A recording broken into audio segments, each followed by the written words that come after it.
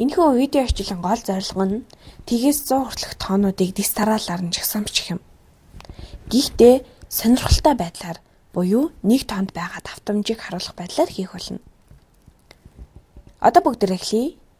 Тэг 1 2 3 4 5 6 7 8 9 мэдээж дараагийн тоон 10. Гэхдээ 10-ын тоог энэ ард нь бичихгүйгээр энэ тоонуудаа харин доор нь хуулчихъя. Тэгэхээр хэрвээ би тоонуудаа хуулаад тавьчихвал ийм болно. Хэрвээ ингэж хийвэл энэ бидэнд ямар хэрэгтэй юм бол? Харин бид дараагийн тоогоо 10 гэдгийг мэдчихэж байгаа. Нэг талаас нь бодоход тгийн урд нэгийн тоог бичих юм бол 10 болох байгаа. Харин дараагийн тоон хідвэ? Тэгвэл нэгийн тооны урд талд нэгийг бичвэл 11. Мэдээж 12. Тэгээ цааш нь 13, 14, 15, 16, 17, 18, 19. Би 2 дахь мөрөнд 10-аас 19 хүртэлх цифруудыг бичсэн. Гэхдээ 2 дахь цифр нь эхний мөрний цифруудтай ижилхэн шаранхтай байгаа. Харин 2 дахь мөрөнд хуулж тавьсан цифруудынхаа өмнө нэмж бичсэн нэгийн тоонуудыг ягаан өнгөөр тэмдэглэсэн. Бас нэг аргаар ойлгож болох юм. Цифр бүрийн урд ягаан өнгөөр бичсэн тоо маань 10-ийн орныг илэрхийлж байна.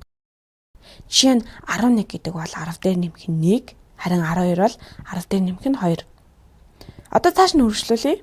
Одоо дахин нэг мөрөнд цифруудыг хуулж тавья. Өөрийнхөө анх бичсэн мөрөө хуулчихлаа. Бид хамгийн сүүлд 19 гэж зогссон.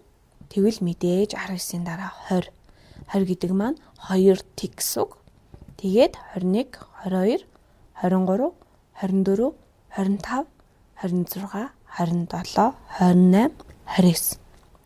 Би чамайг ч бас тоонуудыг өөрөө нэг хуулж тавьж үзэх хэрэгтэй гэж бодож байна. Энэ мөрний эхний тоо бол 30. 30 дээр нэмэх нь тэг. Дараа нь 30 дээр нэмэх нь 1, 30 дээр нэмэх нь 2, 30 дээр нэмэх нь 3, ингээд 34, 35, 36, 37, 38, 39. Чамайг аль хэдийн тоонд байгаа давтамжуудыг олоод харчихсан гэж бодож байна. Тэгвэл бид эхлээд тгээс 9 хүртэлх тоог бичсэн. Харин дараа нь 10-аас 19 хүртэлх тоог бичсэн. Ингэж бичихдээ цифр бүрийн урд нэгийн цифрыг бичээд л болчихсон. Хэрвээ 20-аас 29 хүртэлх бичих бол хуулсан цифруудынхаа урд талд 2-ын тоог бичих нь. Харин 30-аас 39 хүртэлх бол цифруудынхаа урд 3-ын цифрыг л бичсэн. Одоо харин би тэгвэл 99 хүртэлх хичнээн хурдан бичиж болох вэ? За тэгвэл би одоо 40-ыг бичнэ. 50, дараа нь 60, тэгээд 70, 80, тэгээд энд 90 байна. Энд 90 байна. Энд миний 40 байгаа гэж хэлсэн. Харин энд 50. Би энэ тоонуудаа ялгаж харуулахын тулд өөр өнгө ашиглах гэж хичээж байгааг анзаарсан бах. Энд 60, энд 70, харин энд 80-ыг, энд 90-ыг илэрхийлж байгаа тод ягаан өнгөөр ингээд гаргаад ирье.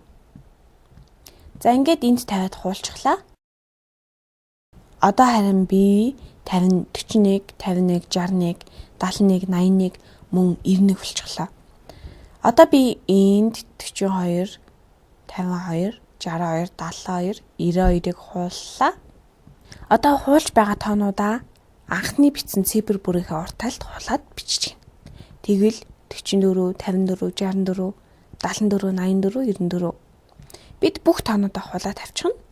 Ингээд бүх тоонуудаа хуулж тавиад бараг дуусч байна. Би тгээс 99 хүртэлх тоонуудыг бараг бүгдийг нь бичиж эхлэе. 49, 59, 69, 70, 80. Үнэхээр сайн харагдаж байна шүү. Дараа нь бид 100 гинт бичье. Чи харж байгааз бид 1, 2, 3, 4, 5, 6, 7, 8, 9 тэгээд 10 гэсэн. Харин 10-ын ард тгийг бичээд 100 болж байна. Энэ үнэхээр ойлгомжтой байлаа.